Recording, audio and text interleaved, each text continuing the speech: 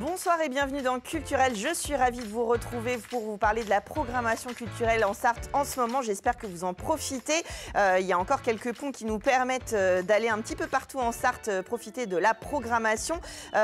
Pourquoi pas, par exemple, aller découvrir la galerie The Artistic Red Dot. On va en parler dans un instant. C'est l'opus 1. On ouvre la saison avec les artistes. On parlera aussi de Saint-Ulphace avec une exposition et des concerts qui ont lieu à Roussigny, au centre musical de Roussigny.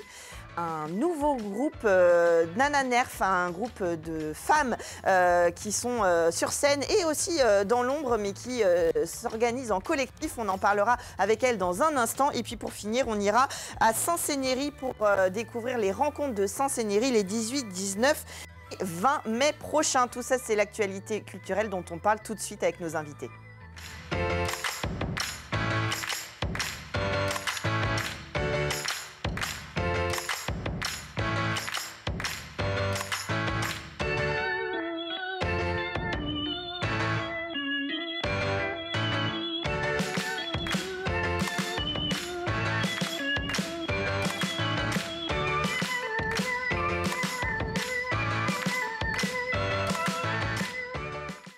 Et j'ai le plaisir de recevoir Eric Dos Santos. Bonsoir. Bonsoir. Vous êtes donc le galeriste de The Artistic Red Dot, cette galerie en plein milieu de la campagne sartoise.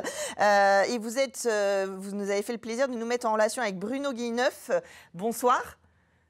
Bonsoir. Vous êtes avec nous en visio et vous êtes programmé dans ce premier opus 2024 de la galerie.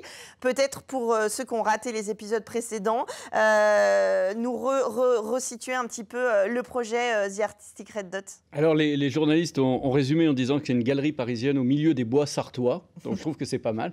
Donc on a des artistes de renommée nationale et internationale, et puis on a les artistes que l'on a découverts, qui ont la même exigence que les premiers, qui eux sont plus connus, sont collectionnés, sont en galerie.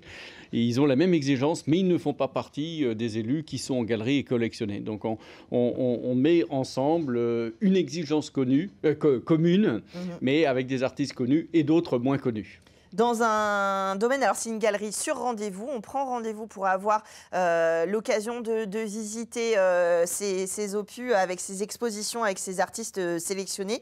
C'est à Parçay-sur-Sarthe, donc c'est dans une vieille écurie, on profite, on est accueilli par les pans, comme on voit derrière moi, il y a des installations et des sculptures aussi dès l'extérieur sur le domaine. On peut exposer pas mal d'œuvres, c'est une galerie parisienne en campagne sartoise. Il y a vraiment ce mélange entre les œuvres qui habitent vraiment le domaine, quoi. Oui, c'est ça. Dès qu'on arrive, on rencontre des œuvres sur son passage. Entre le moment où on sort de sa voiture et on rentre dans la galerie, on a déjà croisé une bonne dizaine d'œuvres, dont celle de Bruno qui est avec nous. Et ensuite, on rentre dans la galerie où on retrouve des œuvres, des tableaux, des sculptures et des travaux sur papier, type gravure ou encre sur papier.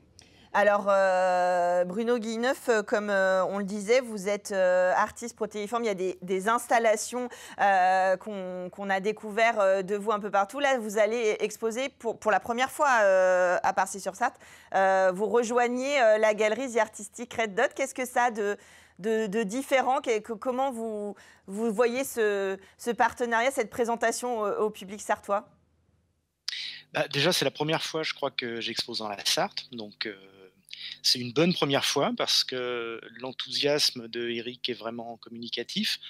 C'est un beau projet, le lieu est magnifique et je suis vraiment très content d'être accueilli là avec déjà un bon nombre de sculptures. Et ce sera donc pour moi l'opus 1, 2 et 3 puisque Eric ne veut pas se défaire de moi pendant toute la saison. Donc voilà. Du coup, vous avez des choses en extérieur, il y a des choses en intérieur aussi. Comment vous avez sélectionné? C'est Eric qui a choisi les œuvres ou vous avez un petit peu poussé l'exposition de certaines de vos pièces? On a choisi ensemble et c'est vrai que c'était par rapport à l'espace aussi. Et puis Eric connaissant quand même ces lieux et son public, il a fait ses courses, on va dire, dans les sculptures que j'avais en réserve. Alors c'est vrai qu'on a l'habitude, enfin on voit des images de vous assez célèbres dans l'espace, dans l'environnement. Vos sculptures dialoguent beaucoup avec le milieu dans lequel elles sont placées, hein. D'ailleurs les pans ont tout de suite adopté, j'ai vu vos sculptures. Évidemment des lieux comme ça change des galeries, ça doit être, vous avez l'habitude d'en sortir, mais c'est un cadre un peu spécifique pour un artiste, j'imagine que c'est plaisant.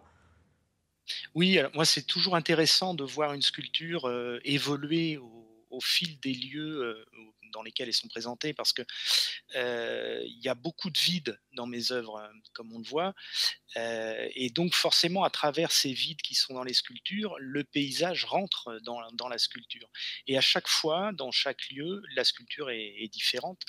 Donc là, avec l'architecture 16-17e des bâtiments, ça fonctionne très bien. Le mélange du contemporain et de l'architecture patrimoniale est vraiment quelque chose que j'apprécie beaucoup. Et la pleine nature, les arbres, c'est toujours quelque chose qui fonctionne. Alors ça veut dire aussi que si on acquiert une de vos œuvres, elle aura, en fonction de là où elle est située, en intérieur, en extérieur et du paysage qui l'entoure, un nouveau visage. Comment vous insufflez dans vos œuvres une piste à recevoir pour ceux qui regardent vos sculptures? Qu'est-ce qui vous inspire? Qu'est-ce que vous avez envie de partager au-delà évidemment de l'esthétique et de ce dialogue avec l'environnement? Mais vous, qu'est-ce qui vous inspire pour créer vos sculptures? Alors moi, je m'inspire beaucoup de la nature, on va dire. Alors le mot nature, il est très large, évidemment. Ce que j'ai compris au fil du temps, parce que c'est une recherche qui demande aussi qu'on se pose des questions très très sincèrement, et non pas qu'on commence avec des a priori. Donc j'ai fini par comprendre que ce que je cherchais, c'était des formes de vie. La vie et les mouvements, et finalement, ce sont tous ces mouvements, toutes ces vibrations que j'explore. Alors, je m'inspire des formes naturelles, je regarde beaucoup la végétation, les arbres, l'eau, le vent, les mouvements dans les nuages, etc. Et forcément, tout ça, ça se retrouve à un moment donné dans, d'une façon un peu abstraite, mais ça se retrouve dans les sculptures. Et donc, ensuite, quel que soit le lieu où la sculpture prend place, elle trouve des échos avec les différents paysages et avec les personnes qui les regardent. En tout cas, nous, on est ravis que Éric Dos Santos vous ait fait venir en Sarthe et d'aller découvrir votre travail. Et puis en plus, sur les 3 opus, donc on aura le temps de découvrir et de voir vos œuvres. Des sculptures, donc là, on a vu, il y en a en extérieur, en intérieur. Il y a tous les types d'œuvres d'art. Il y a des peintures, il y a des œuvres sur papier, comme vous le disiez. Différentes esthétiques, il y a vraiment un choix qui est un peu protéiforme avec différents styles. Vous, c'est vraiment l'émotion, la rencontre et donner à voir justement différents styles. On a la chance que la galerie est une ancienne écurie, et l'écurie était faite de paddocks où les chevaux ne se croisaient pas. Ce qui fait que on aime dire que cette galerie, on peut mettre un artiste par salle, et c'est une suite de solo shows. Donc chaque artiste, si on prend un peintre pour simplifier ou un sculpteur de pièces intérieures, il a entre 8 et 12 pièces, ce qui fait que dans chaque pièce, on est isolé soi-même avec l'artiste. Et 8 à 12 pièces, ça permet quand même largement de rentrer en fin de compte dans l'écriture et d'aimer ou pas aimer l'artiste que l'on a.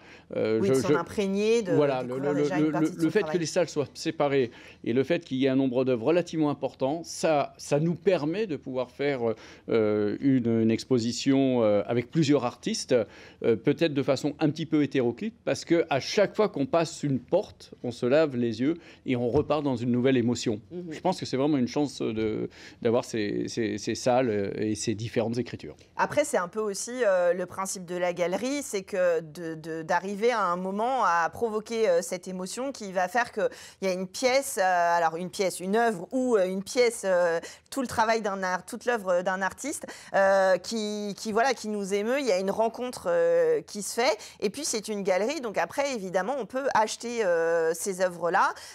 Et on a un rapport un peu décomplexé, j'aime bien le dire sur cette émission. Évidemment, il faut aussi acheter les œuvres d'artistes. C'est comme quand on participe à l'achat d'un CD ou d'une place de spectacle pour que les artistes puissent en vivre. Vous faites la passerelle entre, j'allais dire, le monde réel, entre tout à chacun et puis les futurs collectionneurs, ou pas d'ailleurs, ceux qui peuvent des fois craquer sur une œuvre, et puis les artistes, et vous proposez justement cette jonction dans ce cadre qui est peut-être un peu plus ouvert, un peu plus convivial que les galeries parisiennes. Oui, je pense que l'énorme différence, c'est qu'un rendez-vous moyen, c'est 2 heures. Et certaines personnes viennent tout seuls et ont la galerie pour eux pendant 2 heures. Ou je suis de temps en temps avec eux. Ou des fois, ils sont tout seuls. Ou ils reviennent et là, ils veulent être tout seuls dans la galerie. Je crois que c'est un petit peu The Artistic Red Dot. C'est aller à la galerie comme si on allait au cinéma et qu'on avait la salle de cinéma pour soi tout seul. C'est des moments rares, c'est des moments rêvés. C'est un petit peu ce qu'on propose. Et si on propose ça dans cette galerie, c'est qu'en tant que collectionneur, on aime être traité comme ça. Donc, on traite les gens comme on aime être traité en tant que collectionneur. Oui, parce que Daniel Burgard, qui partage votre vie, est à son atelier aussi collé à la galerie. Elle expose des œuvres. Donc, et vous êtes tous les deux collectionneurs. Donc, évidemment, il y a une vraie spontanéité dans cette démarche et une envie de partage. Il y en a pour toutes les bourses. On a dit, il y a des œuvres sur papier, il y a des gravures, des choses plus accessibles, et évidemment des grandes pièces qui forcément montent un peu plus au niveau des tarifs. Et puis vous avez toujours le projet Art in Box, c'est-à-dire qu'on peut adhérer à des box d'art et recevoir des œuvres en papier, ou même il y a une formule avec des peintures et des sculptures. L'idée, c'est qu'on ait ce lien à l'art qui s'entretiennent tout au long de l'année et qu'on puisse plus passer de la petite pastille rouge. Oui, je pense que c'est ça, c'est faciliter en fin de compte l'accès à l'art, faciliter l'accès à pouvoir acquérir une œuvre de façon à pouvoir la regarder tous les jours. Donc après, on a différents produits divers et variés que l'on crée régulièrement, et entre autres, par exemple, avec des œuvres de grand format, puisque la plus grande œuvre qu'on a de Bruno Guilleneuf, c'est 3,60 m actuellement. On va aussi au-devant des entreprises pour leur proposer de mettre de l'art au-devant de leur entreprise, au-devant de leur domaine, au-devant de leur vignoble pour les vignerons, de façon à avoir une ligne artistique en plus de leur métier, qui peut être différent d'une boîte à l'autre. Ouais. Donc on essaye d'amener l'art naturellement. Aussi pour les entreprises, c'est une façon de partager et de plutôt proposer de l'art. Pour les entreprises, c'est aussi de montrer qu'ils ont un métier, ils sont connus pour ce métier, mais ils ont un supplément d'âme en ayant des œuvres d'artistes en interne, en externe, suivant la taille Et ce complément d'âme, aujourd'hui, c'est relativement important, parce que qu'est-ce qui fait la différence entre un produit ou un autre, une société ou une autre? C'est sûrement le complément d'âme des salariés de l'entreprise, du patron de l'entreprise, et ce complément d'âme, c'est bien quand il est visible. Oui, c'est ça. On revient sur l'émotion, sur la rencontre, toujours qu'il peut y avoir.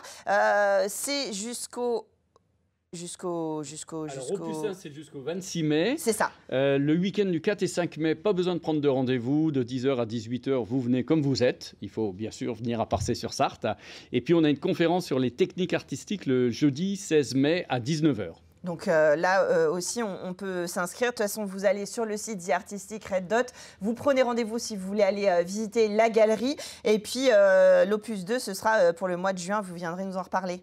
Exact. Merci beaucoup. Merci Bruno Guilleneuf de nous avoir accordé un instant pour nous présenter vos œuvres qu'on a le plaisir de découvrir en Sarthe. Merci Éric Dos Santos de nous avoir présenté et amené tous ces artistes en Sarthe. On se retrouve en juin. Et puis tout de suite, on part direction Saint-Ulphace pour aussi une exposition d'œuvres et de nombreux spectacles.